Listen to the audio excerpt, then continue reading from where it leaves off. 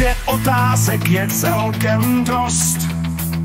Proč cítím jen smutek a velkou zlost? Láska je nádherná, má velkou moc. Já modlím se, Bože, k tobě a pálím svůj most. Přiletím na černých křídlech, až přijde můj čas. Proč jsem tě ztratil, já nemohu spát. Proč srdce mé hořelo a teď pálí ho mráz?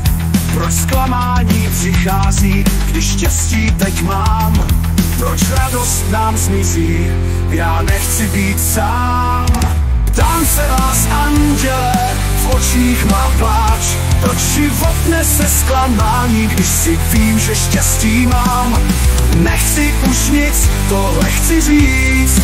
Láska je spálená, je to jak hřích. Nic není veselé. Proč přátelství může být třeba i umělé?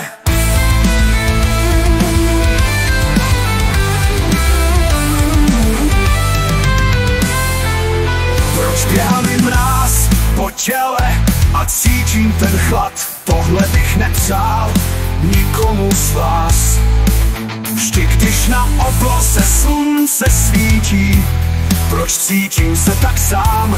Přemýšlím, kde hledat tě mám. Však kolem tebe kvete kvítí, v srdci je jen prázdný rám. Proč bolest v srdci neutichne? Proč vzpomínky se vrací? Proč cítím se tak strašně divně? Proč slouce v srdci kácí? Cítím, jak do očí se derou slzy, když ruce se začnou třást, aby se spousta věcí mrzí. Cítím však jen velkou propast.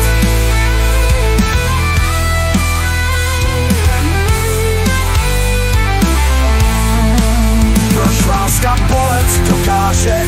Proč srdce sváže žalem? Proč bolestí ho sváže? Proč myslel jsem, že jsem králem?